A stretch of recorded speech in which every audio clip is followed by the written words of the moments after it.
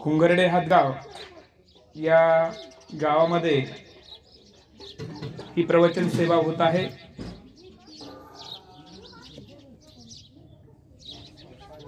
नमो विठ्ठला राजिया पांडुरंगा, नमो रुक्मिणी माऊली ज्ञान गंगा, नमो पुंडलिका नमो चंद्रभागा, नमस्कार माझा रुक्मिणी पांडुरंगा, नमस्कार माझा रुक्मिणी पांडुरंगा।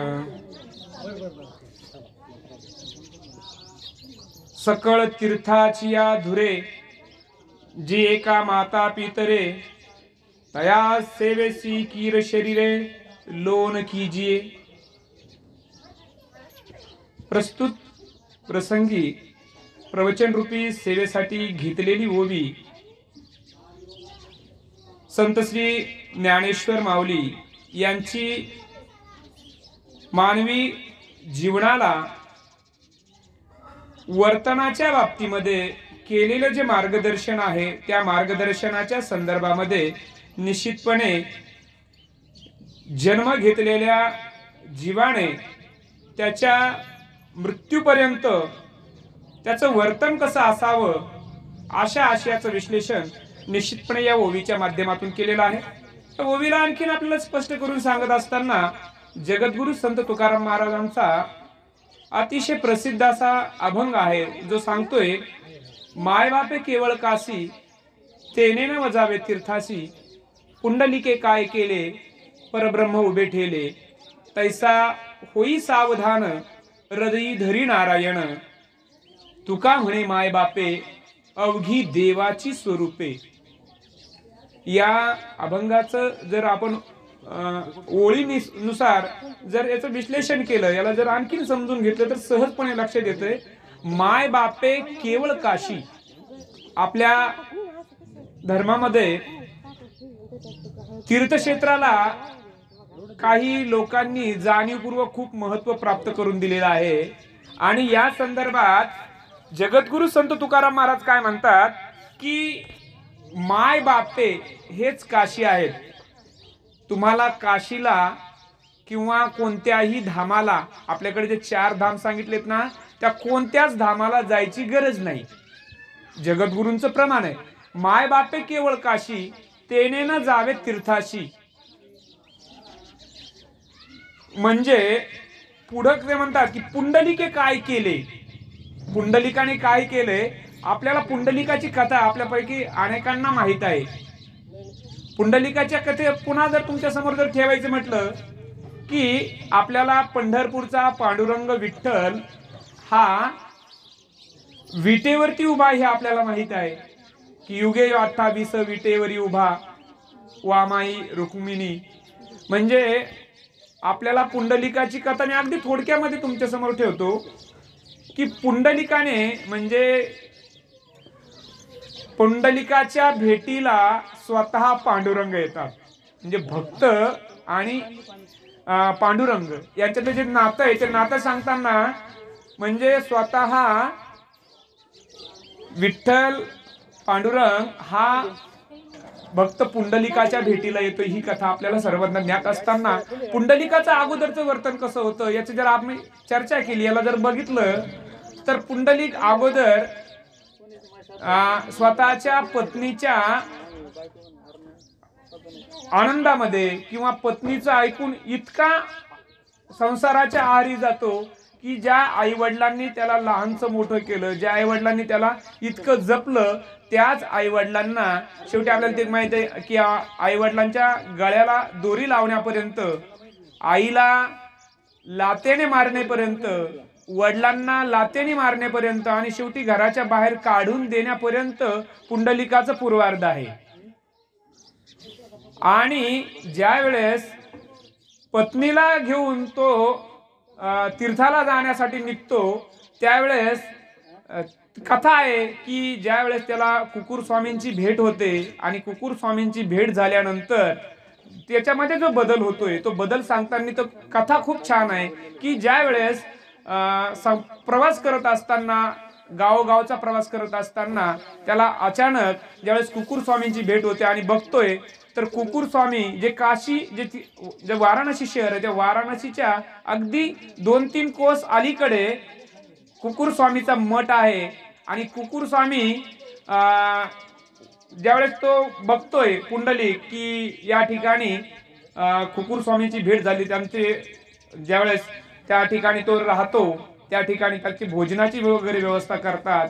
आणि हा विचारतो की आता काशी क्षेत्र इथून किती दूर आहे.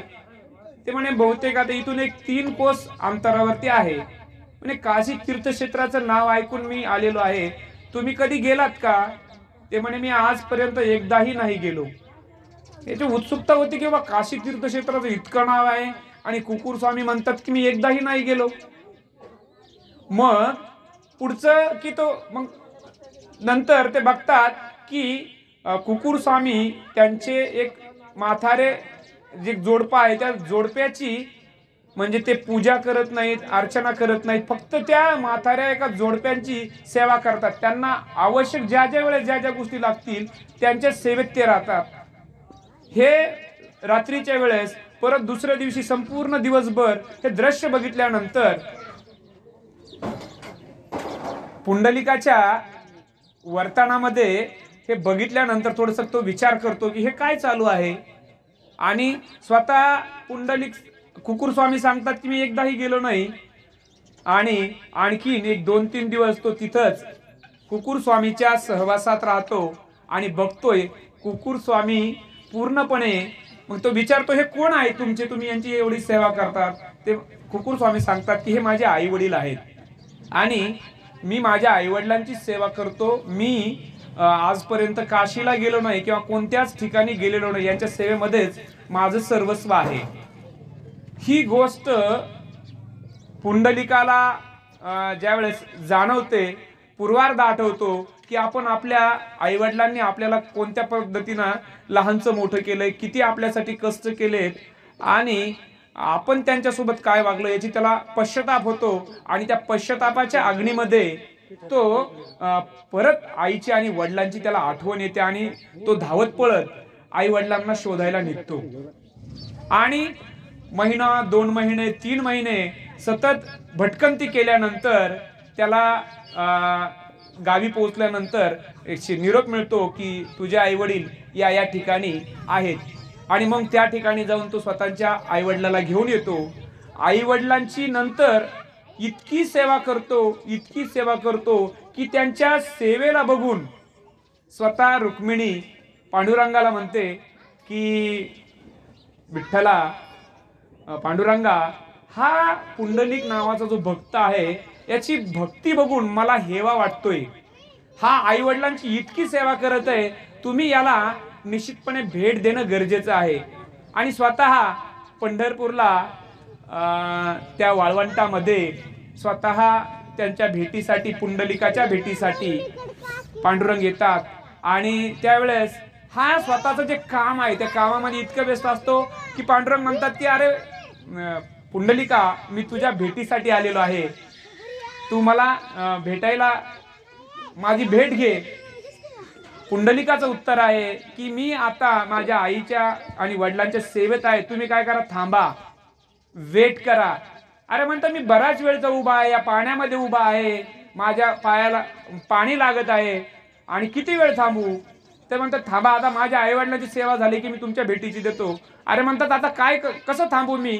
मग ती जी वीट आहे तो वीट फेकतोय आणि त्या विटेवरती पंढरपूरचा पांडुरंग विठ्ठल वाट बघतोय. कुणाची, तर भक्त पुंडलिकाच्या भेटीची.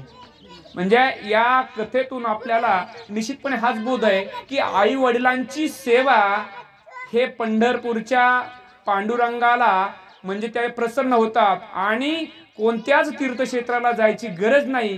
जगद्गुरु त्याचंच प्रमाण देताना म्हणतात की माय बापे केवळ काशी, तेने न वजावे तीर्थाशी, पुंडलिके काय केले परब्रह्म उभे ठेले. ब्रह्माला म्हणजे साक्षात पांडुरंगाला उभं करून ठेवण्याचं काम पुंडलिकाच्या आई वडिलांच्या भक्तीमुळं, इतर काही नाही तर आई वडिलांच्या भक्तीमुळं, आई वडिलांच्या सेवेमुळं, प्रसन्नतेमुळं झालेलं आहे. याचं निश्चितपणे आपल्याला जाणीव होते.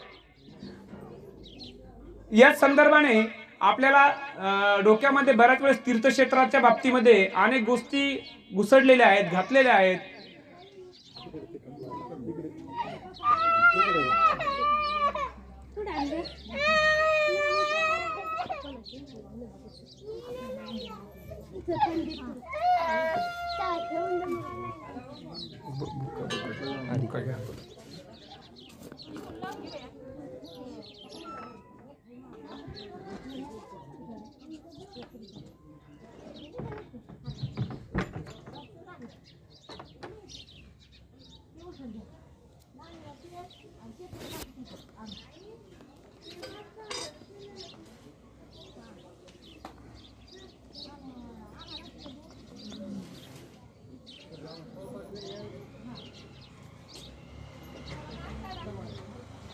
तीर्थक्षेत्राच्या बाबतीमध्ये पुन्हा संत कबीर महाराजांचा आणखीन एक खूप प्रसिद्ध दोहा आहे. जगद्गुरु सुद्धा सांगतात की तीर्थी धोंडा पाणी देव रोकडा सज्जनी. तीर्थाच्या ठिकाणी काय आहे? धोंडा. तीर्थी धोंडा पाणी. तीर्थाच्या ठिकाणी धोंडा आहे. धोंडा म्हणजे दगड आणि पाणी. पुढच्या ओळीत काय? देव रोकडा सज्जनी. देव कुठे आहे? तर सज्जन म्हणजे रोकडा म्हणजे जो चांगला वागतो, जो प्रामाणिकपणे वागतो, जो विश्वसनीयता ज्याच्याकडे आहे त्याच्या ठिकाणी, त्या माणसाच्या ठिकाणी देव आहे किंवा ईश्वर आहे किंवा त्याचं वर्तन म्हणजेच ईश्वर आहे. म्हणजे या अभंगाचा सरळ सरळ अर्थ आहे की देव हा कोणत्याही दगडामध्ये, कोणत्याही पाण्याच्या ठिकाणी नाहीये, तर तो माणसात आहे. आणि माणसात असणारा देव हा जगद्गुरु संत तुकाराम महाराजांनी आपल्याला सांगितलेला आहे. आपल्याकडं या संदर्भाने आणखी कबीरांचा जो दोहा आहे की पाथर पूजे हरी मिले तो मैं पूजू पहाड़. पाथर पूजे हरी मिले तो मैं पूजू पहाड़, घर की चक्की कोई ना पूजे जिसका आटा खाय. आता या दोह्याचा, या अभंगाचा जर आम्ही अर्थ समजून घेतला तर आमच्या सहजपणे लक्षात येईल. पाथर पूजे, पाथर म्हणजे दगड. पाथर पूजे हरी मिले, जर दगडाला पूजन केल्याने, दगडाची पूजा केल्याने जर हरी मिळत असेल तर मी पहाड, म्हणजे दगड कशाचा म्हणलेला आहे? पहाडाचा. त्या पहाडाचीच मी पूजा करतो. कबीर महाराज म्हणतात मैं पूजू पहाड, घर की चक्की कोई ना पूजे. आता आमच्या पिढीला हे माहित नाहीये, परंतु आता इथे काका बसलेले आहेत, यांच्या काळामध्ये तुम्हाला गिरणी नव्हती, तर माऊल्यांना काय करावं लागायचं? दळण दळावं लागायचं त्या जात्यावरती.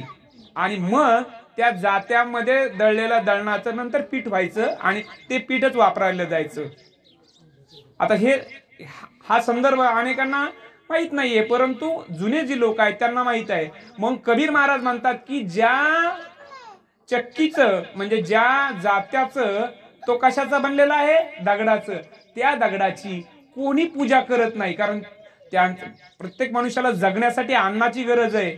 आणि जे अन्न ज्याच्यापासून तयार होतंय, जर त्यांना खरंच दगडाची पूजा करायची असेल तर त्या चक्कीची, त्या जात्याची त्यांनी पूजा करावी. कबीरांना सांगायचा मतितार्थ आहे की घरामध्ये जे आपले ज्येष्ठ आई वडील आहेत त्यांची सेवा करणं, त्यांची पूजा करणं आणि त्यांना महत्त्व देणं हे फार महत्त्वाचं आहे. बाकीचं जे अवडंबर आहे त्या अवडंबराला किंवा त्या गोष्टीला काही गरज नाही, असं सरळ सरळ कबीर महाराज आपल्याला सांगतात. आणखी आपल्याला उदाहरण देऊन सांगताना सांगता येईल कबीर महाराजांचा दोहा, माटी का एक नाग बना के पूजे लोग लुगाया, जिंदा नाग जब घर में निकला ले काठी धमकाया, जिंदा बाप कोई ना पूजे मरे बाद पुजवाया, मुट्ठी भर चावल लेके कव्वे को बाप बनाया. आता हा अभंग किंवा हा दोहा वाचताना किंवा बोलताना अनेकांना कानाला खूप गोड लागलेला आहे. अनेकांना त्याचा थोडासा अर्थ माहित आहे, अर्धा, पण अनेकांना त्याचा पूर्ण अर्थ माहित नाहीये. तो अर्थ निश्चितपणे मी तुमच्या पुढे ठेवतो. काय म्हणतात? माटी का एक नाग बना के पूजे लोग लुगाया. लुगाया म्हणजे स्त्रिया. आपल्याकडं नागपंचमीच्या सणाला नागाची पूजा करतात. करता का नाही तुम्ही? आता जुनं आमचं, आता मला आठवतंय मातीचे घर वगैरे होते, तर पोतारल्या वगैरे होते, आई बरोबर असं काढायची, ते असं बोटाने ते चित्र नागायचं. आता घराला भिंती आता त्याच्या नाही, थोडं स्टाईल वगैरे आले, तरी पण आता काय केलं, चित्र वगैरे काढून आपण चित्र काढतो ना. बोलत चला, मी तुमच्याशी बोलतोय म्हणजे बोलल्यानंतर माझ्या लक्षात येईल की तुम्हाला समजतंय. तर ते चित्र काढतात बरोबर, आणि त्या चित्राची पूजा करतात पंचमीच्या दिवशी. परत काय करतो पुढं आपण, तेवढ्यावर थांबतो का? पुढं काय करतोय? हा, आणि वारुळाला जाऊन नैवेद्य ठेवतो, बरोबर आहे. दूध वगैरे टाकतो ना तिथं. हा, म्हणजे आहेत, म्हणजे मी जे बोलतो ते समजतंय. तर त्या ठिकाणी आपण दूध टाकतो, नागाची चित्राची पूजा करतो, दर्शन घेतो, बरोबर आहे. कबीर महाराज काय म्हणतात? लोग आणि लुगाया, लोग लुगाय, माणसं आणि स्त्रिया नागाची पूजा करतात. कबीर महाराज, जिंदा नाग जब घर में निकला, ले काठी धमकाया. चित्रातल्या नागाची पूजा करतो, बरोबर आहे. कागदाचं चित्र किंवा काही ठिकाणी मूर्तीतला असा, जे लोखंडाचा, तांब्याचा, वेगवेगळ्या धातूच्या नागाच्या चित्राची पूजा. आणि खरोखर जर आता नाग निघला तर इथं असं म्हणतात, तुम्ही खुश होता, अरे हा नाग महाराज निघाले, चला दर्शन घेऊ आपण सगळेजण, चला चला दर्शन घेऊ, त्याला दूध पाजू, असं म्हणतात. ले काठी धमकाया, अरे काठी घे ते कोपऱ्यात पुढे बघ लवकर, आणि धमकाया म्हणजे त्याला मारणार. कबीर महाराजांना हे सांगायचं नाही, कबीर महाराजांना पुढे सांगायचंय, जिंदा बाप कोई ना पूजे, मरे बाद पुजवाया. जिवंत आई वडिलांची सेवा कोणी करत नाही, मेल्यावर मात्र त्याचं 10व, त्याचं 13व, त्याचे पित्र, त्याला चढण्यासाठी शिडी. बाप्पा सांगतात की वडिलांना शिडी लागणार आहे, सोन्याची, चांदीची. कबीर महाराज फार प्रखरपणे म्हणतात, आणि जगद्गुरूचं सुद्धा प्रमाण आहे, भूके नाही अन्न, मेल्यावरी पिंडदान, हे तर चाळवा चाळवी, केले आपणच जेवी. जगद्गुरु संत तुकाराम महाराज स्पष्टपणे सांगतात की भूके नाही अन्न आणि मेल्यावर पिंडदान. भूकेला असताना त्याला अन्न द्यायचं नाहीये, आणि मेल्यावर मात्र त्याच्या नावाने पिंडदान करायचं. प्रखरपणे आजच्या प्रवचनामध्ये निश्चितपणे अनेक महत्वाच्या जगद्गुरूंनी सांगितलेल्या, संत कबीरांनी सांगितलेल्या, संत नामदेवांनी सांगितलेल्या काही गोष्टी निश्चितपणे तुम्हाला आज मिळणार आहेत. आपण परत एकदा कबीराच्या दोह्यावरती येऊया. काय म्हणणार होते कबीर? विसरले? कबीर म्हणत होते की जिंदा बाप कोई ना पूजे, मरे बाद पुजवाया, आणि मुट्ठी भर चावल लेके कव्वे को बाप बनाया. पिक्चर पाठात काय करतो आपण?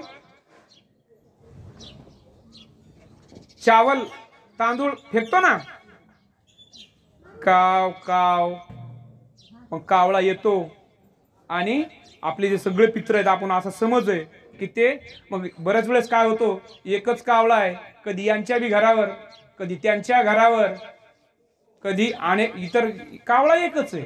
मग तो कुणाची माय, कुणाचा बाप, कावळा एकच, कुणाचा आजोबा. आणि आता समजा ते पित्तरपाठ संपला, असा जर कावळा येऊन बसला आणि ओरडा लागला तर असं म्हणतो का, अरे आमचे पूर्वज आले, चला दर्शन घेऊ त्यांचं बी. ते ओरडा लागला काय म्हणतो, काय म्हणतो आपण त्याला हाणण्यासाठी, हाड्या, किंवा पोरग आपलं काहीतरी त्याला हाण रे, असा तर कावळा आपण वाईट म्हणतो. म्हणजे आपल्याला ही नोंद घ्यावा लागणार आहे की मी हे सांगायचं नाही की जिंदा बाप कोई ना पूजे मरे बात पुजवाया, मुठ्ठीभर चावल लेके कव्वे को बाप बनाया. कावळ्यांना बाप बनवणारे आपण माणसं, कावळ्यांना आई बनवणारे आपण माणसं, ज्यांना मेंदू आहे त्यांनी विचार करणं गरजेचं आहे. जोपर्यंत आई वडील घरात आहेत, जोपर्यंत ते जिवंत आहेत, तोपर्यंत त्यांची सेवा करा. आणि सेवा करा म्हणजे त्यांचे लगेच पाय धरून राहू नका. तर त्यांची सेवा करणं म्हणजे काय आहे, तर त्यांना वेळेवर जेवण, आजारी पडल्यावर औषध पाणी, त्यांना लागणारे वर्षभरात 2 ड्रेस लागतील, जास्त नाही लागत, आणि त्यांच्याशी फक्त बोला, त्यांना नातवांसोबत खेळू द्या, एवढीच अपेक्षा आहे वडिलांना. आई वडिलांना याच्यापेक्षा जास्त अपेक्षा काहीच नाहीये. आणि कबीरांनी किंवा जगद्गुरु संत तुकाराम महाराजांनी ते वारंवार सांगितलेलं आहे. आणि हे वारंवार सांगितलेलं आपल्याला फक्त समजणं, अनेकदा आपल्याला ते समजतंय पण उमजत नाहीये. अनेकदा वर्तन, प्रत्यक्ष वागणं आमचं बदलणं गरजेचं आहे. आम्हाला आता त्या चित्रातल्या सापाची किंवा त्या मूर्तीतल्या सापापेक्षा आपले जे आई वडील आहेत त्या आई वडिलांची सेवा घडणं, त्यांना मान सन्मान देणं हे फार महत्वाचं आहे. कारण जगद्गुरु सांगतात की माय बापे केवळ काशी, आणि माय बाप हे देवाचं स्वरूप आहे. म्हणजे लोखंडाचे, मातीचे, चिखलाचे, मूर्तीत धातूचे यांच्यापेक्षा जे जिवंत आहेत ते आई वडील महत्वाचे आहेत, आणि त्यांची सेवा घडणं हे फार महत्वाचं आहे. आपल्याला या निमित्ताने आपलं जे वर्तन आहे, आपली जी आपण एकमेकांशी जी संवाद करतोय त्या संवादामध्ये निश्चितपणे आपल्या सर्वांना आई वडिलांची सेवा घडणं हे फार महत्वाचं आहे. आजची जी प्रवचन सेवा आहे ती वैकुंठवासी मुरलीधर लक्ष्मणरावजी घोंगडे, जे व्यक्तिमत्व फार महत्वाचं होतं, ज्यांनी त्यांच्या आयुष्यामध्ये आपलं जे सगळं त्यांचं आयुष्य, त्या आयुष्यामध्ये त्यांचं जे वर्तन होतं, त्यांनी जे त्यांच्या पश्चामध्ये जे मुलं आणि मुली यांना जे संस्कारित करण्याचं काम केलं हे फार महत्वाचं आहे.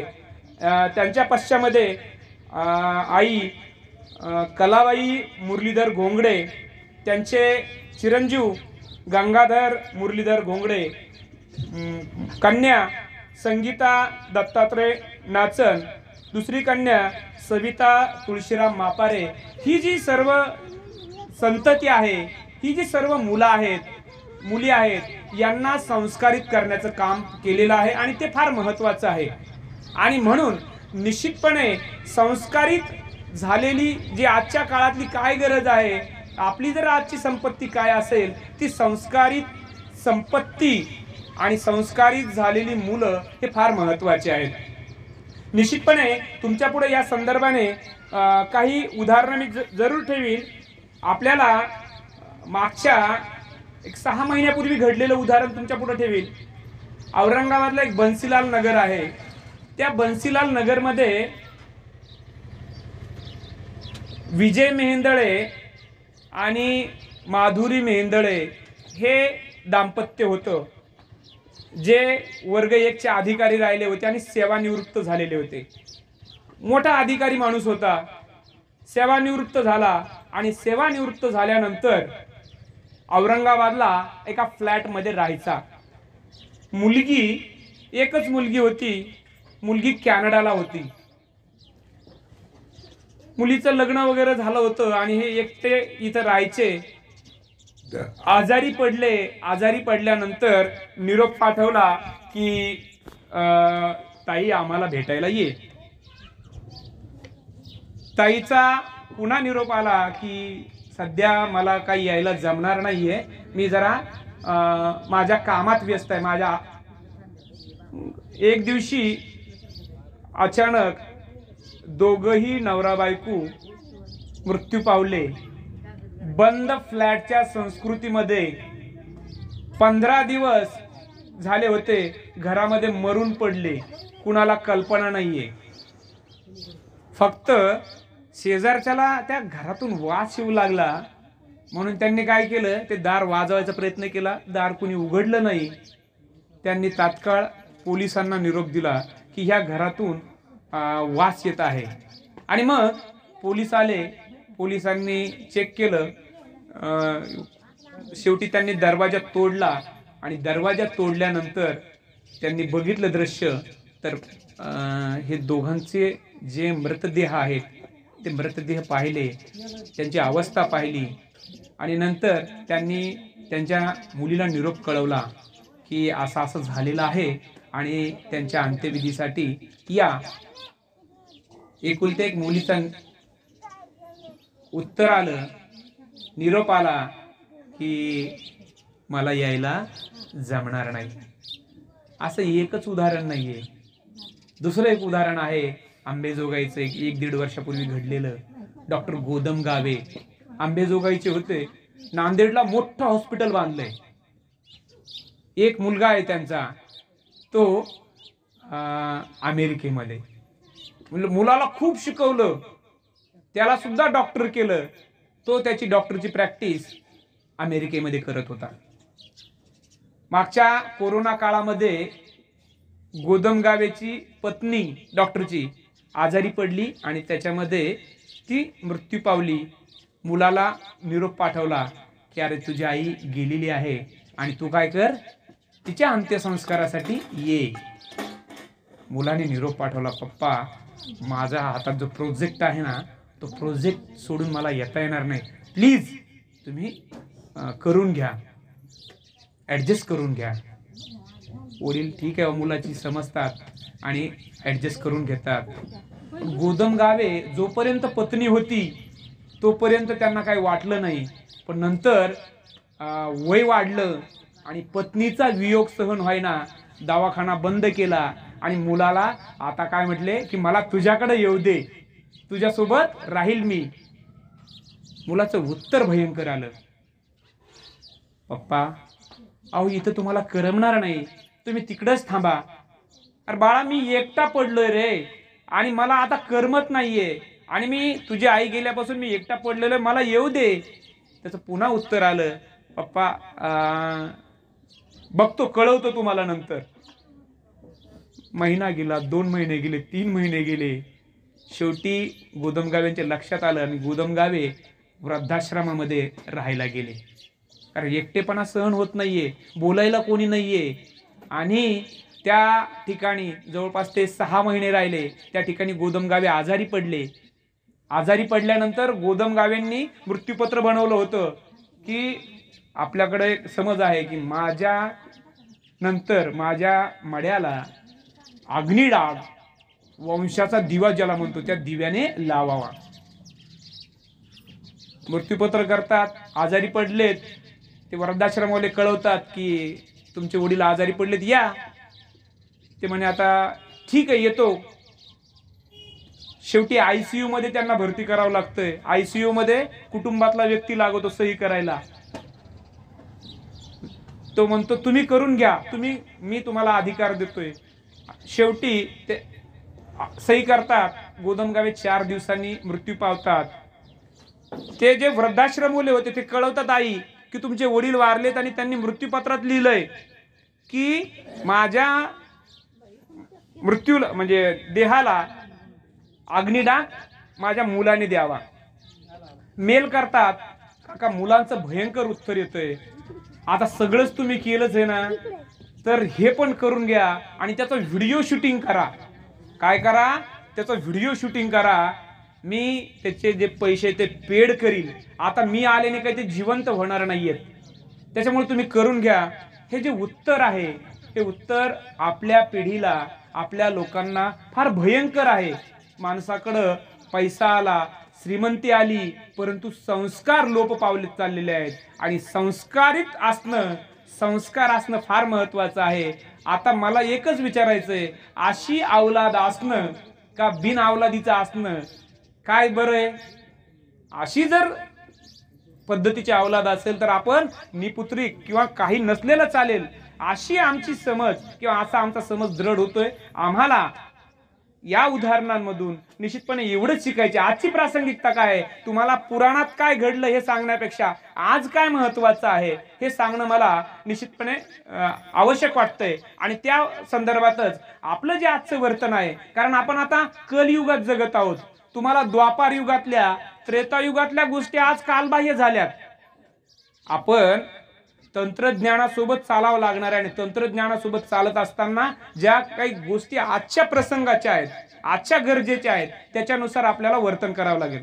तुम्हाला आठवतंय का, एक 10 वर्षापूर्वी तुम्हाला जर एखाद्याला फोन करायचा असेल तर तो 1 रुपया टाकून फोन केला जायचा, कॉइन बॉक्स, बरोबर आहे.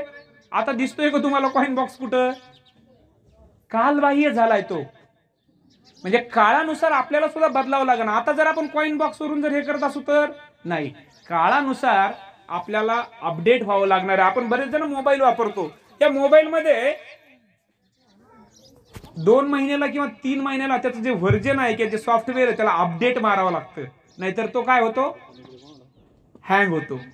आपल्याला आजच्या प्रसंगानुसार, आजच्या काळानुसार आपल्या ज्ञानामध्ये, आपल्या माहितीमध्ये, आपल्या वर्तनामध्ये बदल करणं फार गरजेचं आहे. कारण आई वडील हे यांच्या सेवेच्या संदर्भामध्ये आणखी एकदा, बाप करी जोडी लेकराचे ओढी, आपली करवंडी वाढून या. बाप हा आपला मुलगा उच्च पदाला जावा, त्याला सर्व मिळावं, मला जे जे मिळालं नाहीये ते माझ्या मुलाला मिळावं, याच्यासाठी स्वतः प्रचंड मेहनत करतो. एखाद्या वेळेस माझा मुलगा चांगला व्हावा म्हणून तो उपाशी राहील, जुने आहे त्या कपड्यावरती राहील, फक्त त्याचं काय, माझ्या मुलाला सगळं मिळालं पाहिजे.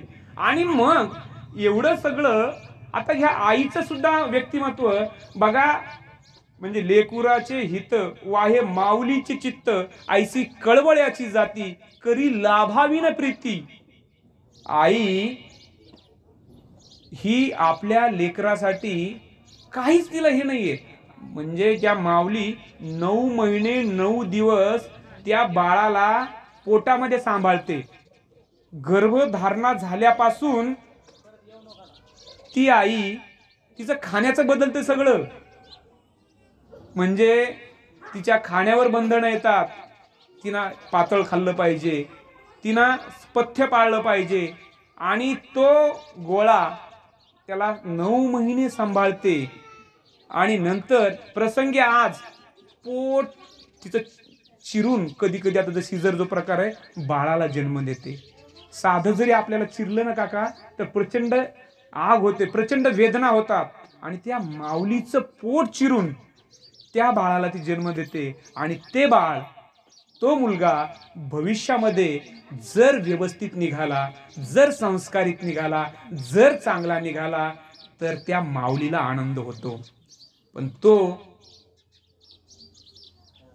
तुमची आणि अनेक पाहुणे वर्ष, 5 वर्ष, 4 वर्षांनी भेट झालीवर, काका काय विचारता तुम्ही, नमस्कार करता, काय कसे आहात, बरं आहात ना. पुढचा प्रश्न असतो काय, मुलं काय करतात. आणि त्यावेळेस जर मुलं काही चांगलं करत असतील तर अभिमान वाटेल. पण तेच जर नालायक निवडले, बेवडे निघाले, दारुडे निघाले, गटारात पडणारे निघाले, ते जर तुमचा सांभाळ न करणारे निघाले तर तुमचं हृदय भरून येते. आणि म्हणून आपल्या मुलांना संस्कारित करण्यासाठी आपण जाणीवपूर्वक वातावरण देणं गरजेचं आहे. आणि आपल्या पण वर्तनामध्ये तसा बदल करणं गरजेचं आहे. कारण आमचं जर वर्तन आदर्श असेल, आमची जर वागणूक चांगली असेल तर ती आमच्या मुलांमध्ये, बघा आपण सहजपणे निरीक्षण करा, फार म्हणजे जास्तीत जास्त जर निरीक्षण केलं, तुम्हाला एकच उदाहरण सांगेल मी. या भागातला एक मोठा माणूस आहे, त्याने एक शहरामध्ये दारूचं दुकान टाकलं. माणूस खूप मोठा आहे, तुम्ही आठवा. आज परिस्थिती आहे त्याचं पोरग सकाळी उठल्यानंतर तोंड धुतलं की त्याला लगेच लागते. आठवा, तुम्ही जसं वर्तन करताल ना तसे जोडून या धन उत्तम व्यवहारे उदास विचारे वेच करी उत्तमाची गती तो एक पावेल उत्तम भोगील जीव खाणी पर उपकारे नेणे पर निंदा पर स्त्रिया सदा बहिणी माया शांती रूपे नव्हे कोणाचा वाईट वाढवी महत्व वडिलांचे तुका म्हणे हेच आश्रमाचे फळ परमपद बळ वैराग्याचे. या अभंगाची पहिली जोड फार महत्वाची आहे.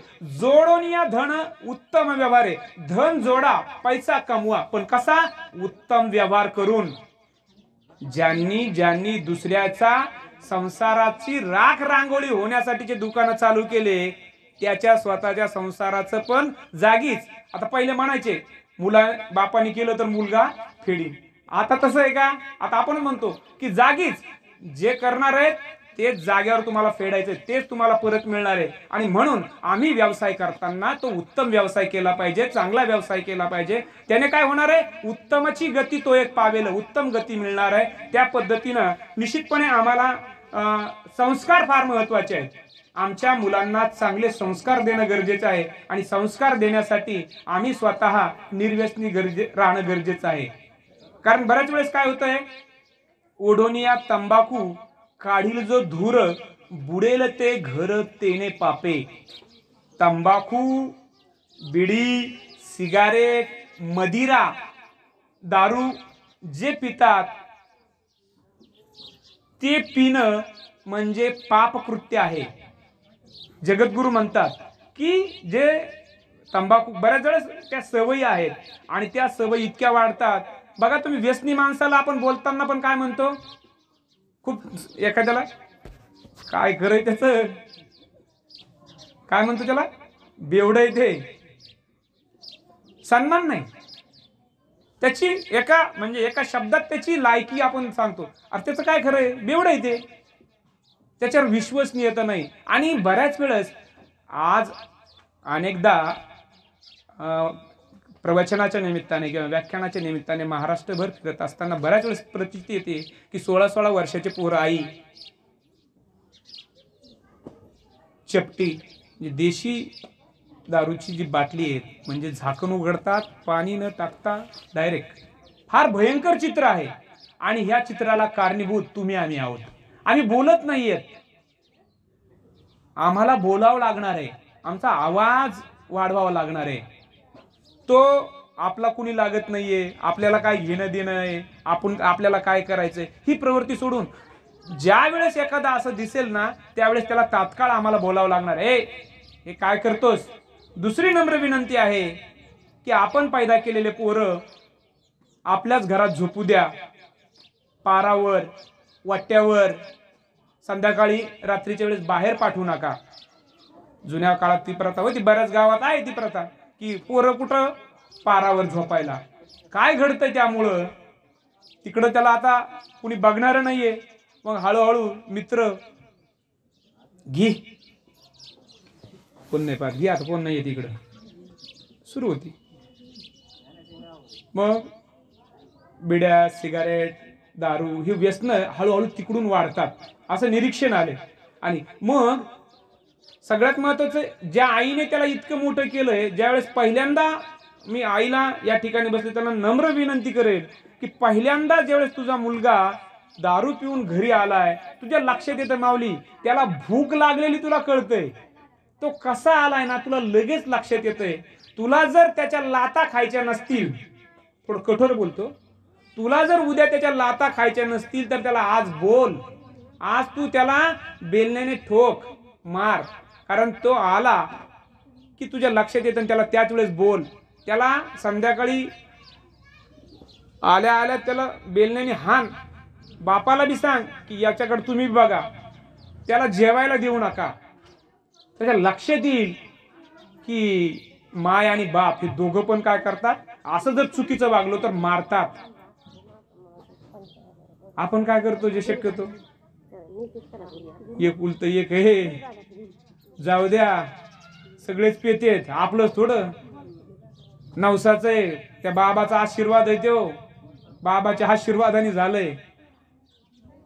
आणि ह्या बोलण्यामुळं, अशा वागण्यामुळं ते हळूहळू त्याच्या लक्षात येतं की काय आई काय म्हणत नाही, वडील काय म्हणत नाही, आणि हा प्रकार वाढत जातो. त्याची व्यसनाधीनता वाढत जाते, त्याचं आपण समर्थन करतो. आणि उद्या आपण जे बघत आहोत अनेकदा की आपल्या गावात पण बघा, काही मुलं हे आई वडिलांच्या अंगावरती हात टाकतात, काही त्यांचा सांभाळ करत नाहीत, आणि तुम्हाला दया येते. हे चित्र हे भयंकर आहे, आणि याला कारणीभूत सुद्धा तुम्ही आम्ही आहोत. म्हणून मी विनंती करेन की आपण काय नाही, त्याला एकदा जर रेटून काढलं ना, त्याच्या लक्षात आलं ना, ते पुन्हा तसं करणार नाहीये. ज्या मंगल गोष्टी आहेत त्या मंगल गोष्टीचं आचरण करणं.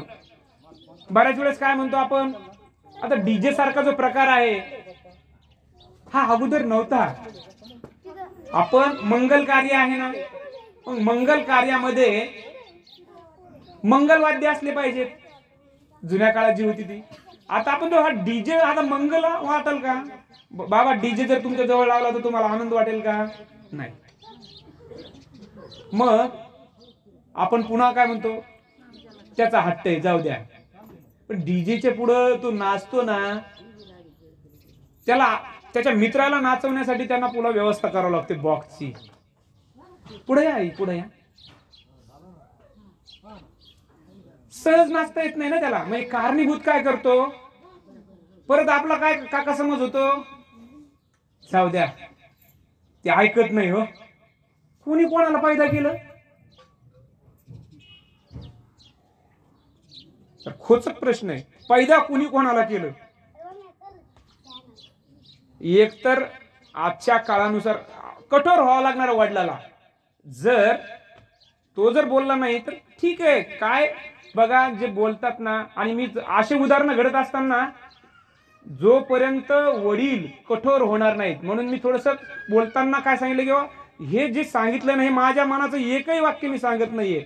गाथेने जे प्रमाण दिलेलं आहे, संतांनी जे सांगितलेलं आहे तेच तुमच्या पुढे ठेवतोय, त्याचाच अर्थ तुमच्या पुढे ठेवतोय. माझ्या मनाचं एकही वाक्य सांगत नाही. कारण संस्कार फार महत्वाचे, आणि संस्कार करण्यासाठी तुम्हाला एक सोपं उदाहरण सांगतो की शुद्ध बीजापोटी फळे रसाळ गोमटी, मुखी अमृताची वाणी, देह देवाचे कारणी, सर्वांगी निर्मळ चित्त जैसे गंगाजळ.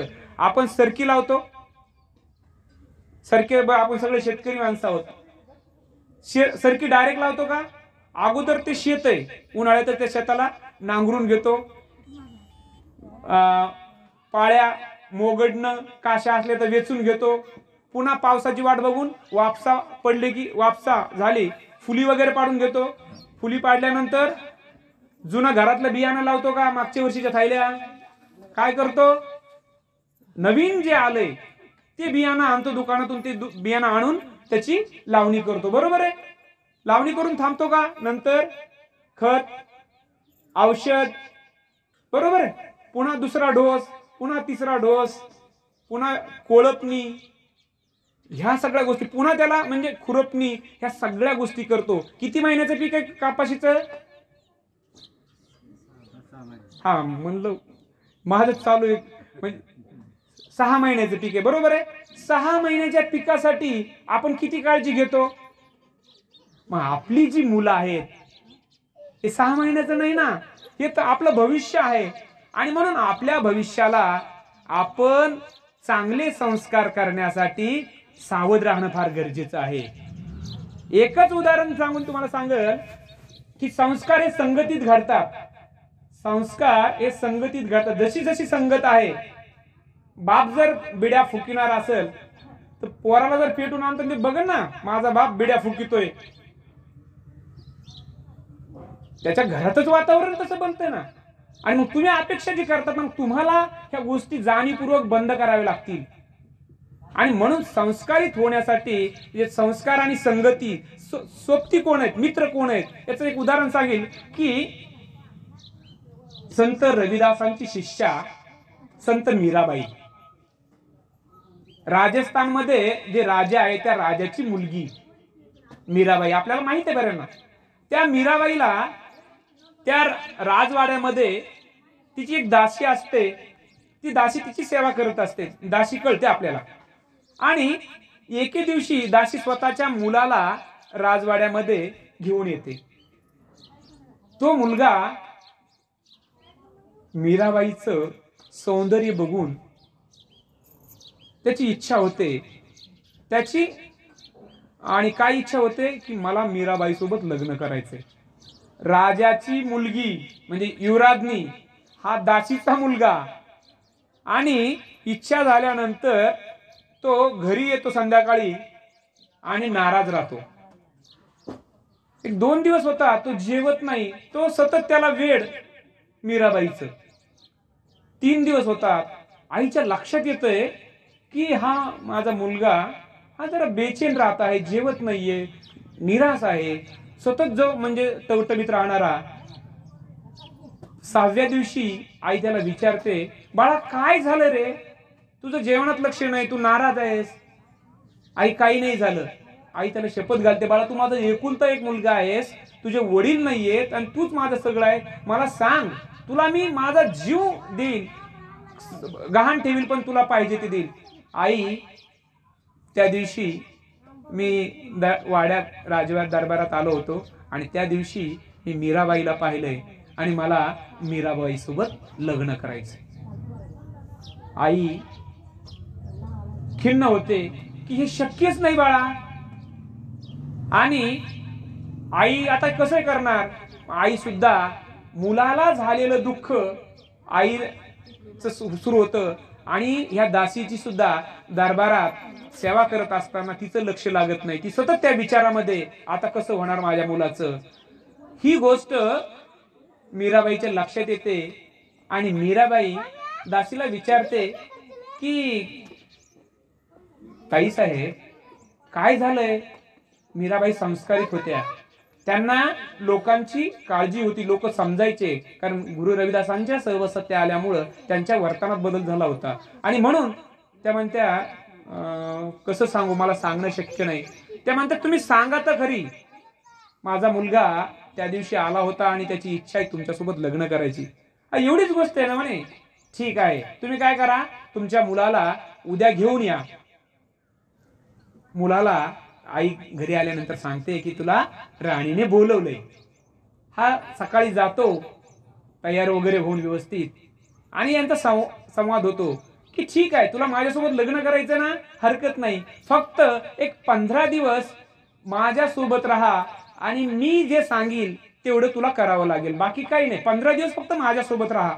हा लगे एका पायावर, एवढंच ना, ठीक आहे. हा 15 दिवस राहतो आणि मीराबाईच्या सहवासात आल्यानंतर मीराबाईचं रोज जे प्रवचन, रोज त्यांची संतांच्या विचारावरती होणारी चर्चा, दोघांमध्ये होणारा संवाद, याच्यामध्ये निश्चितपणे जो सहवास होतो त्या संवाद, कारण मीराबाई जे भजन करायच्या, गोविंद बोलो हरी गोपाल बोलो, सगळेजण गोविंद बोलो हरी गोपाल बोलो, भजन करू आपण पण. गोविंद बोलो हरी गोपाल बोलो, गोविंद बोलो हरी गोपाल बोलो. या 14 दिवसाच्या सहवासामध्ये 14व्या दिवशी त्याची चर्चा होते की आता 14 दिवस संपलेले आहेत आणि उद्या 15वा दिवस आहे, आपण 15व्या दिवशी उद्या लग्न करूया. 14 दिवसाच्या संगतीमध्ये त्या दासीच्या मुलाचं इतकं बदल होतोय. रविदासांचा दोहा आहे, सत्संगती मिले रे माधो जैसे मधु को मखीरा. सहवासाने, संगतीने इतका बदल होतो. तुम्ही ज्या मधमाशी पाहिली का, मधमाशी, ती मधमाशी त्या पाण्यापासून आणि फुलापासून गोड असा मध तयार करते. ते मधाचं जे पोळं आहे की ती संगतीचा परिणाम आहे. किंवा पुन्हा संतांच्या संगती मनोमार्ग गती आकळावा श्रीपती येणे पंथे. संतांच्या सहवासात जर राहिलं तर आपले जे विकार आहेत, जे षड विकार, ते षड विकार नष्ट होतात. चांगल्या संगतीचा परिणाम तो 14 दिवसामध्ये पूर्णतः बदलतो आणि 15व्या दिवशी म्हणतो की नाही, तुम्ही माझ्या गुरु आहेत आणि तुम्ही माझ्या मार्गदर्शक आहेत, अशा पद्धतीने असणारा जो दासीचा मुलगा आहे चांगल्या संगतीने पूर्णपणे बदलतो. म्हणजेच संतांच्या संगतीमध्ये किंवा संतांच्या सहवासामध्ये आपली संगती कशी आहे, आपले मित्र कसे आहेत, मित्रावरती आपल्या मुलावरती सुद्धा परिणाम होतो. आणि म्हणून संगतीचा जो परिणाम आहे तो संगतीचा परिणाम फार महत्वाचा आहे. आणि त्याच्यानंतरची आपल्याकडे असणारी गोष्ट सर्वात महत्वाची आहे, आपल्याकडे ज्ञान असणं महत्वाचं आहे. ज्ञानाला किंमत आहे, माहितीला किंमत आहे आणि माहितीसाठी ज्ञानासाठी आपण सतत जागरूक असणं गरजेचं आहे. गीतेमध्ये एक श्लोक आहे, न चोरहार्यम न राजहार्यम न च भातृभाज्यम न च भारकारी व्ययकृत वर्धत यवम विद्याधन सर्व धन प्रधानम. म्हणजे न चोर हार्यम, ज्याचं चोर चोरी करू शकत नाही, न राजहार्यम, राजा ज्याला हिसकावून घेऊ शकत नाही, नच भातृभाज्यम, भावाभावाच्या वाटण्या झाल्या तर ज्याची वाटणी होऊ शकत नाही, नच भारकारी, जे असल्याने वजन होत नाही, ओझ होत नाही, व्ययकृत वर्धत, जे दिल्याने वाढते, असं कोणतं धन आहे तर ते आहे विद्या, ते आहे शिक्षण. राष्ट्रपिता ज्योतिराव फुले आणि सावित्रीबाई फुलेंनी आम्हाला शिक्षणाच्या माध्यमातून जागृतीचा जो मंत्र दिलाय, जागृती जी केलेली आहे. पुण्याला जे पहिला प्रयोग केला त्यांनी मुलींच्या शाळेचा, नंतर अनेक शाळा ज्या काढल्यात, याचं कारण होतं त्यांना माहित आहे की मती, नीती, गती, वित्त आणि स्वाभिमान, कोणत्याही माणसाला जर चांगलं जगायचं असेल तर 5 गोष्टीची गरज आहे. मती, विचार, तो विचार कसा करतोय, विचारावरती नीती, त्याच्याकडे कोणत्या नीती अवलंबतोय तो, त्याची नीतिमत्ता कशी आहे, मती, नीती. जर त्याची नीतिमत्ता चांगली असेल तर त्याला गती मिळेल, तो त्याचं, आणि मती, नीती, गती जर मिळाली तर वित्त येईल, पैसा येईल, संपत्ती येईल. आणि चौथं स्वाभिमान. या 5 गोष्टी जर यायच्या असेल तर त्याच्यासाठी राष्ट्रपिता ज्योतिराव फुलेंनी सांगितलं होतं शिक्षण, विद्या, विद्या ज्याच्याकडे आहे, शिक्षण ज्याच्याकडे आहे. आणि त्यासाठी त्यांनी फक्त बोलून थांबले नाहीत, तर त्यासाठी शाळा किंवा मुलींच्या संदर्भाने खूप मोठं काम केलेलं आहे, महिलांच्यासाठी खूप मोठं काम केलेलं आहे. ते खरे जे दैवत आहे ते राष्ट्रपिता ज्योतिराव फुले आणि सावित्रीबाई फुले, त्यांचाच वारसा आज आम्हाला पुढे न्यायचा आहे. आमची जी महाराणी आहे, विधवा झाली, मल्हारराव होळकरांकडून तिला मिळाला जो वारसा आहे, आपण राजे असणारे लोक होतो. मल्हारराव होळकरांचं, छत्रपती शिवाजी महाराजांचं राज्य विस्तारत असताना होळकरशाही हे फार महत्वाचं आहे. त्या होळकरशाहीच्या मल्हारराव होळकरांचा इतका दबदबा होता की अख्खं त्या काळामध्ये मल्हार आया भागो, मल्हारराव शूरवीर सरदार होते, मराठी शाहीचे शूरवीर सरदार होते. आणि मराठी शाहीला विस्तारत असताना त्यांच्या कार्याचा दबदबा, आणि त्यांचीच सून खंडेरावांची पत्नी, त्यांचा मुलगा खंडेराव एकुलता एक, त्याची पत्नी, कुंभेरीच्या युद्धामध्ये खंडेराव वारल्यानंतर त्या काळात प्रथा होती, बाईने पतीचा मृत्यू झाल्यानंतर सती जायचं. सती म्हणजे काय की एखादीचा पती वारला तर तिला तिची इच्छा नसली तरी तिला उचलून चितेमध्ये टाकायचे, त्याच्या चितेमध्ये. ही भयंकर प्रथा होती. पुन्हा काय करायचे, तिचे पूर्ण केस कापायचे, चप्पी करायची तिची. किती भयंकर प्रथा होती. म्हणजे जिजाऊ नंतर, जसं जिजाऊ शहाजी राजांच्या निधनानंतर सती गेल्या नाहीत, तोच वारसा आमच्या महाराणी अहिल्याबाई होळकरांनी राबवला. आणि 1-2 वर्ष नाही, 27 वर्ष विधवा असताना मंत्र काय होता, ज्या मनगटात बळ, बुद्धी आणि चातुर्य, बळ, बुद्धी आणि चातुर्य असेल तोच लोकाभिमुख राजा बनू शकतो. राजा बनण्यासाठी तुमच्याकडे बळ, तुमच्याकडे बुद्धी आणि चातुर्य असलं पाहिजे. असं जर असेल तर तुम्ही लोकाभिमुख राजा बनू शकता. आणि भारताच्या इतिहासामध्ये म्हणून 27 वर्ष विधवा असणारी जी महिला आहे, जी महाराणी बनते, राजा बनते, आणि स्वतः कारभार बघते. आणि महेश्वरला ग्रंथालय उभारलेला आहे, पुस्तकालय उभारलेला आहे, ज्याची म्हणजे भारताच्या इतिहासामध्ये सगळ्यात आदर्श व्यवस्था कोणाची होती तर ती महाराणी अहिल्याबाई होळकरांची होती. एक महिला म्हणून, महिला शासक म्हणून त्यांचं फार महत्व आहे. याची जाणीव आम्हाला असली पाहिजे, हा इतिहास आम्हाला माहित असला पाहिजे. आणि म्हणून आम्ही आमच्या मुलींना घडवण्यासाठी, आमच्या कुटुंबाला घडवण्यासाठी ह्या गोष्टी सांगितल्या पाहिजेत. आज रामायण महाभारतापेक्षा म्हणजे संदर्भ बदलले पाहिजेत. आता रामायण महाभारतापेक्षा आज का आम्हाला माहित आहे, कारण आपण आता कलियुगात जगत आहोत. आणि कलियुगात जगत असताना आमच्या शौर्याच्या गाथा कोणत्या असल्या पाहिजेत, आमच्या कीर्तनात काय असलं पाहिजे, आमच्या प्रवचनात काय असलं पाहिजे, आमच्या सप्त्यामध्ये काय असलं पाहिजे, तर आमच्या सगळ्या याच्यामध्ये ह्या कथा असायला पाहिजे. कारण आता वारंवार हजारो वर्षापासून ते त्रेतायुगातला ऐकून ऐकून आमचे कान पिकलेत. आणि त्या चमत्कारावरती कसं मानायचं, परंतु जी जगली आहे, जिना वाढवलंय, ते आम्हाला माहित होणं गरजेचं आहे. म्हणून आमच्या मुलींना आम्ही अहिल्याबाई होळकरांचा वारसा, आमच्या मुलांना आम्हाला मल्हाररावांचा वारसा सांगितला पाहिजे. कारण इतिहास सांगितल्यानंतरच आम्हाला त्या गोष्टी माहित होतील. तशा पद्धतीचं आमचं वर्तन असलं पाहिजे. निश्चितपणे आदर्श राज्य व्यवस्थेच्या संदर्भाने म्हणजे आम्हाला अहिल्याबाई होळकरांचा वारसा सांगत आता एक गोष्ट मी तुम्हाला जाणीवपूर्वक सांगेन. अहिल्याबाई होळकर कोणताच उपवास करत नव्हत्या. तुम्ही सोमवार धरता का? मी तुमचा मुलगा आहे, धरता का नाही? धरता. मंगळवार कशाचा आहे? मंगळवार देवीचा आहे, बरोबर. बुधवार असतो का नसतो? बोला म्हणजे पटकन आपल्याला. असतो, बरं. गुरुवार कशाचा? दत्ताचा, बरोबर. मला हे चला. शुक्रवार कोणत्या? बोला म्हणजे माहितो. आरती उतारू गे, हा पुढचं नाही सांगत मी.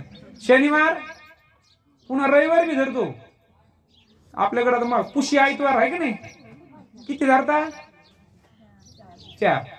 आणि सोमवार का काय 16 धरते ना वाटतं? 16 सोमवार. उद्दीपन वगैरे, पोथी आणून ते पोथीचं सगळं. गाडगे बाबा, गाडगे बाबा माहिती आहे? संत गाडगे बाबा आत्ताचे. मी अहिल्याबाई होळकरांचं वर्तन सांगतोय म्हणजे आम्ही वारसा जपत असताना आणि आमचं वर्तन याच्यामध्ये तफावत बघा.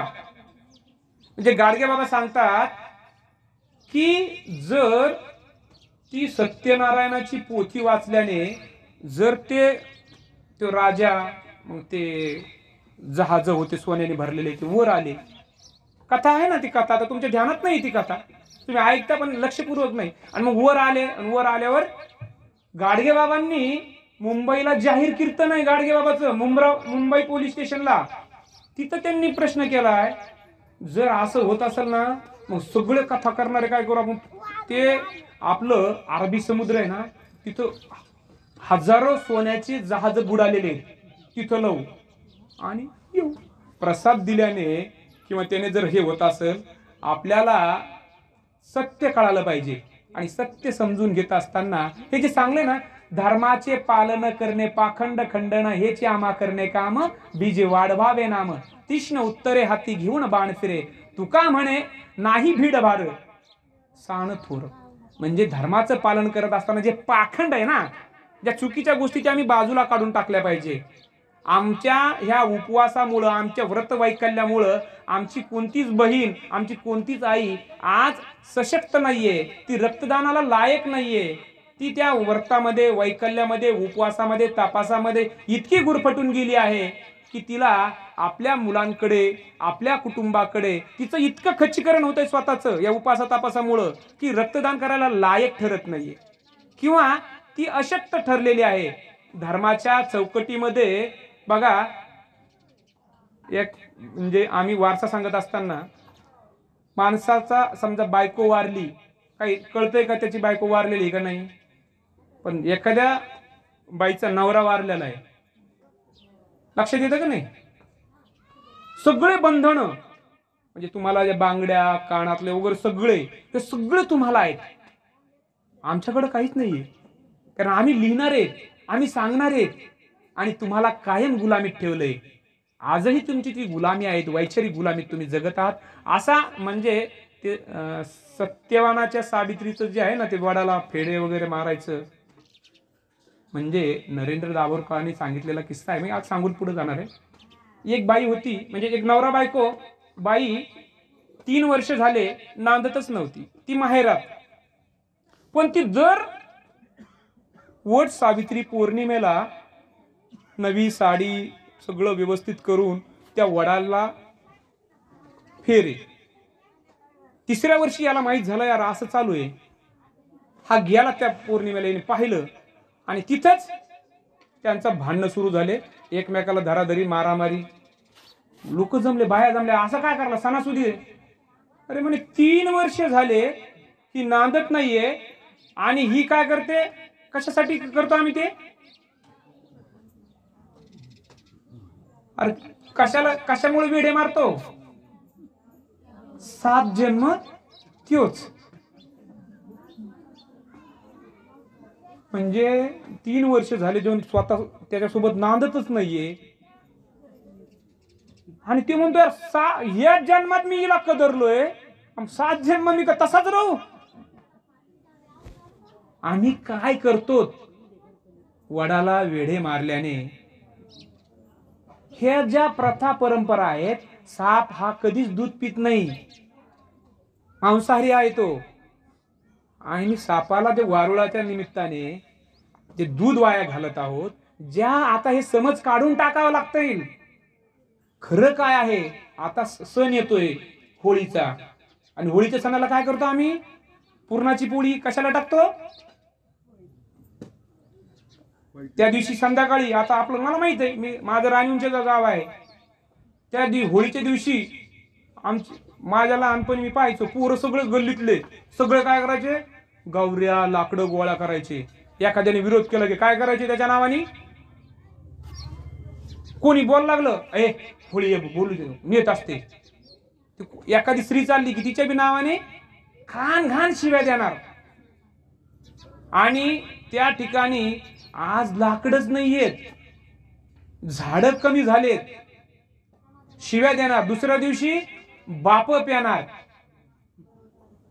पोरग प्याणार का नाही तुमच्या गावात धुरड्याला. काय म्हणणार, सण आहे. मग बापाचे नियोजन पार्टीचं, ही जी सणाच्या नावाने हा जो भयंकर प्रकार चालू आहे ना, आज गवऱ्या शेण किंवा लाकडं गरज नाहीये. तीच पुरणाची पोळी, पण तुम्हाला पटतंय की नाही बघा, ती पुरणाची पोळी जर एखादा गरीब आहे त्याला जर देणं गरजेचं आहे का त्या जाळात टाकणं गरजेचं आहे. तुम्हाला काय म्हणजे असं डोकं आहे ना, मेंदून विचार करा. त्या गौरी म्हणजे ती तिथं टाकणं का एखादं उपाशी त्याला देणं. काका बोलले, तुम्हाला आणखी पटलेलं दिसत नाही. माझ्यासारखे अनेक लोक आहेत जे 15 वर्ष झाले, जेव्हा कळलं ना की हे चुकीचं आहे, बंद केलं. म्हणजे होळी पेटवत नाही, दारामध्ये 5 गावऱ्या आणत नाही, कारण प्रदूषणाला वाढ करतो आपण. मी जसं डीजेचं म्हणलं होतं ना काका, आम्हाला विचार करावा लागणार आहे. आमच्या लग्नामध्ये किंवा आमच्या मंगल कार्यामध्ये डीजेच्या माध्यमातून आम्ही दारू आणतो, जे चुकीचं आहे. जे डीजे आणतोय ते आम्हाला बंद करावं लागेल. तसंच आम्हाला सणांचा पण विचार करावा लागणार आहे. ज्या सणामुळे आमचे पोरं बिघडतेत, आमचे बाप बिघडतेत, कारण काय, सण आहे. अरे सणाच्या नावाखाली जे दारूचं प्रमाण आहे, जे मटणाचं प्रमाण आहे, जे चुकीचं आहे, हे याला खत पाणी न घालता आम्हाला आमचं वर्तन, जसं मी म्हटलं की आता कॉइन बॉक्स नाहीये. आता जर कोणी वारलं आणि गाडी बैल घेऊन निरोप पाठवतो का आपण, लगेच निरोप पाठवतो का नाही. आणि तो माणूस पण म्हणजे प्रगत एवढं झालंय की लगेच त्या दिवसापर्यंत येतो. मग आता जर आम्हाला त्या काळात ती प्रथा असणं आज गरजेची आहे का याचा विचार करावा लागणार आहे. आणि आम्हाला अशाच पद्धतीनं वर्तनातून हा बदल करावा लागणार आहे. आपलं काम ही पूजा आहे. तुमच्या उपासा तापासामध्ये अनेक लोकांची दुकानदारी बसलेली आहे. तुम्हाला धरायचे तर धरा, आपलं काही म्हणणं नाहीये, पण विचार करा का करायचं. तुम्ही विचार करत नाही. आता तुम्हाला एकच उदाहरण सांगतो, हरितालिका नावाचं व्रत माहित आहे का तुमच्याकडनं? आमच्या शहरातलं वाढले ते हरितालिका. काय उपवास तुम्हाला माहिती आहे का? हरितालिकेत नाही येणार. काय पानं डगळे वगैरे वरबाडून आणायचे. हरितालिका कोणी केली होती तुम्हाला सांगतो, तुम्हाला माहित होईल. म्हणजे नेमका घोळ काय, तुमचं बी स्थान डळमळीत आहे. कसं, शंकराच्या प्राप्तीसाठी पार्वतीनं केलेला उपवास आहे. खरं आहे का खोटं आहे तेवढं सांगा. म्हणजे बरेच जण महाराज खरं सांगते का खोटं सांगते, नाही तर चाललंय यायला कसं काय एवढं माहित. बरोबर आहे का. शंकराच्या पार्वती म्हणजे पार्वतीला शंकराची प्राप्ती करायची होती. तिचं लग्न झालं नव्हतं म्हणून तिनं तो उपवास केला. कुमारिका असणाऱ्या पार्वतीने शंकराच्या प्राप्तीसाठी तो उपवास केला. तिला शंकराची प्राप्ती झाली. नंतर दुसऱ्या वर्षी तिनं उपवास केला नाही. म्हणजे या उपवासाचा अर्थ काय, सरळ सरळ की कुमारिका असणारी, कुमारिका म्हणजे जिचं लग्न नव्हतं झालं, नवरा शंकर नवरा मिळावा याच्यासाठी तिनं केलेला तो उपवास आहे. आता आपल्या पार्वतीने विचार करा, हाई त्यो शंकर पसंत नाहीये म्हणून दुसरा शंकर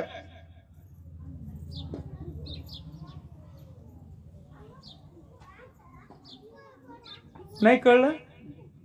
हाई म्हणजे उपवास करणं म्हणजे दुसरा, म्हणजे हसण्याची गोष्ट, हसण्याचं याच्यात तथ्य काय आहे, आम्ही काय करतोय याचा विचार करावा लागणार आहे. हाई तो शंकर बरोबर नाहीये म्हणजे याचा अर्थ हे शंकर बदलाचा टाइम आलेला आहे. म्हणजे मला तुमच्या डोक्यावरती असणारी गुलामी, अहिल्याबाई होळकरांचा वारसा, त्या बाईने कधी कोणता उपवास नाही, व्रत नाही. म्हणजे सगळ्यात महत्वाची क्रांती काय केली की सती गेली नाही, हातात तलवार घेतली, राज्यकारभार बघितला. आणि आम्ही वारसा सांगत असताना या दृष्टीने आमचं काय करतोय, का आणि कसे, याचा विचार आम्हाला करणं फार गरजेचं आहे. मी गाडगे बाबांचा संदर्भ सांगितला होता. गाडगे बाबा दरवर्षी पंढरपूरला जायचे पण एकदाही मंदिरात गेले नाही. गाडगे बाबाचं कीर्तनात ते सांगतात की लेक हो लोक हो, देव पाहिला का देव हो, कुठं पाहिला, मंदिरात. बर, गाडगे बाबा पुन्हा विचारायचे, प्रश्न उत्तर होत त्यांचं कीर्तन म्हणजे प्रश्न उत्तर. तुमचा देव आंघोळ करतो का आंघोळ, लोक चक्क व्हायचे, काय म्हणतो गाडगे बाबा, हो करतो. तुमचा देव स्वतः आंघोळ करतो का दामू घालतो, लोक म्हणायचे दामू घालतो, देव कुठं आंघोळ करतो. गाडगे बाबांचा पुढचा प्रश्न राहायचा, तुमच्या देवाला कपडे घालता येते का, कपडे, रेकॉर्डेड आहे, ऐकलं नाही तुम्ही, हे तुम्हाला कोणी सांगितलं नाही. ते म्हणतो नाही हो, दामूच घालतो. जर संध्याकाळी अंधार पडला तर तुमच्या देवाला दिवा लावता येतो का, दिवा, लोक परत परिचय, नाही हो, दामूच दिवा लावतो. खाडगाव म्हणतात, ज्या देवाला आंघोळ करता येत नाही, ज्या देवाला कपडे घालता येत नाही, ज्या देवाला स्वतः अंधारात असताना दिवा लावता येत नाही, गाडगे बाबा पुढचा प्रश्न विचारतात, जर नैवेद्य ठेवला आणि जर कुत्रा आलं तर तुमच्या देवाला त्याला हाड म्हणता येतं का, हाड, नाही वा. जर तो कुत्रा काय करतं म्हणे, येतं आणि ते नैवेद्य खाऊन जातं. कुत्र्याला एक खोड असती, मी सांगू नको. गाडगे बाबाच्या कीर्तनामधून लख लोकांच्या डोक्यात प्रकाश पडतो. गाडगे बाबा दिवसा गाव स्वच्छ करायचे आणि रात्री लोकांचा मेंदू स्वच्छ करायचे. कशाच्या माध्यमातून, कीर्तनाच्या माध्यमातून, प्रबोधनाच्या माध्यमातून. म्हणून गाडगे बाबा म्हणायचे, बाबू हो, लोक हो, देव देवळात नाहीये, देव कुठं आहे तर तो आहे तुमच्या माझ्यात. माणसाच्या हृदयात देव आहे, लोकांच्या हृदयात देव आहे. त्या देवाची पूजा करा, त्या देवाला मान सन्मान द्या. पुन्हा आपला अभंगाचं पहिलं चरण, माय बापे केवळ काशी, तेने न वजावे तीर्थाशी, पुंडलिके काय केले प्रब्रह्म उभे ठेले. माय बापे हेच काशी आहेत, हेच विश्वेश्वर आहेत. काशीला कोणता देव आहे माहिती आहे, विश्वेश्वर. आणि तुम्हाला काशीला जायची गरज नाहीये, तुम्हाला विश्वेश्वराला जायची गरज नाहीये. तर आपले लोक बऱ्याच वेळेस इकडं जातं ना, 12 वर्ष झाल्यावर काय असतं ना, हा, तिथं जाऊन आंघोळ वगैरे केल्यावर काय होतं, सगळे पाप नष्ट होते, है की नाही? 12 वर्षांनी पाप केले, 12 वर्ष तिथं जायचं, तिथं आंघोळ करायची, आंघोळ केली की सगळे पाप नष्ट. याचा अर्थ तुम्ही पाप करता हे तुम्हाला मान्य आहे. पाप नष्ट करायचे असले जायचं, आंघोळ करायची, नष्ट. विचार करायची गरज आहे. काही काही लोक इकडे पुरत नाही म्हणून तिकडे जाते, खाली आंध्रामध्ये.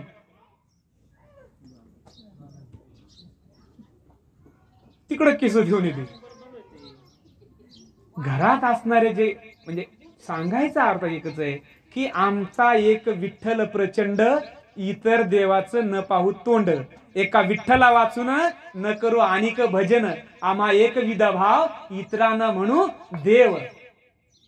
एक विठ्ठलची खरा, बाकीचा पसारा वावगाची. विठ्ठल एकमेव दैवत आहे, ज्याला नारळ नाही, ज्याला अगरबत्ती नाही, ज्याला हार नाही, ज्याला कंदुऱ्या नाही.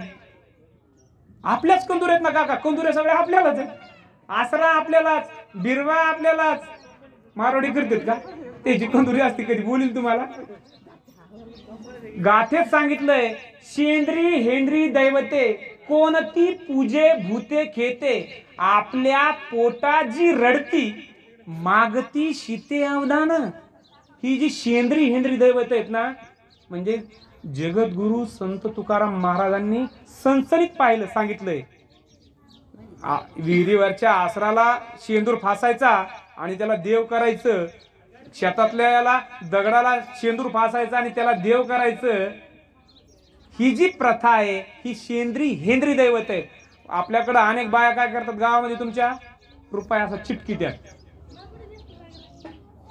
फलानी आई, आमकी आई, हिचं निघालो सकून. बाई, तुला जर कळलं असतं तर दवाखाने बंद करावे लागले असते ना. कोविडच्या काळामध्ये सगळे मंदिर बंद होते की नाही काका? का? कोरोना होईल. कोणाला? देवाला. काय बंद होतं? सगळे मंदिर बंद होते.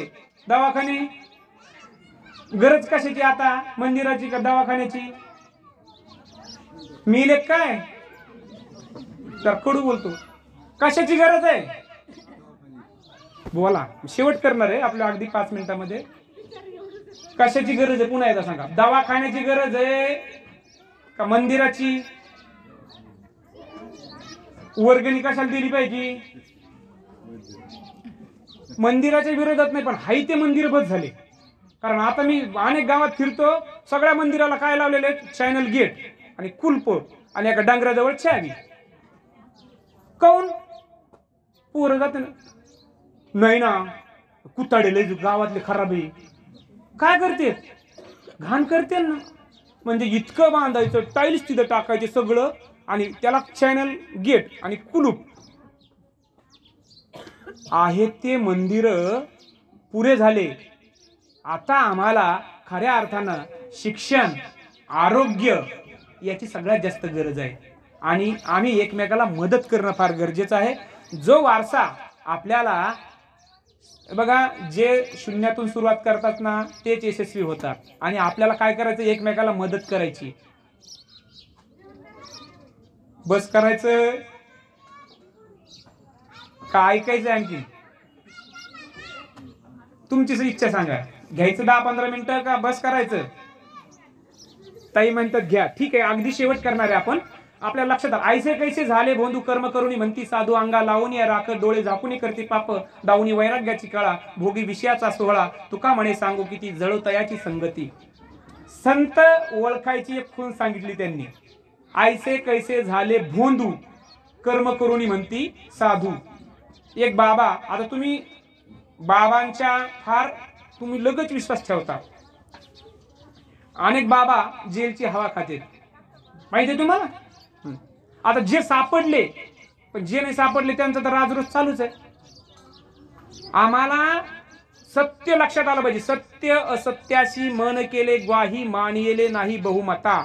सत्य लक्षात घेण्यासाठी, सत्य जाणून घेण्यासाठी आम्हाला हे भोंदू जे लोक आहेत त्यांच्यापासून सावध राहणं गरजेचं आहे. हे भोंदू लोक अनेक बाबांकडे मोठमोठ्याले जमिनी, त्यांच्या हजारो एकर, त्यांना एसी गाड्या.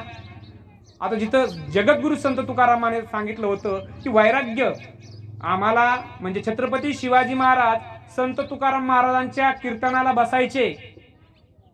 काय गोष्ट सांगतो मी, संत तुकारामांच्या कीर्तनाला छत्रपती शिवाजी महाराज बसायचे. खोटं वाटतंय?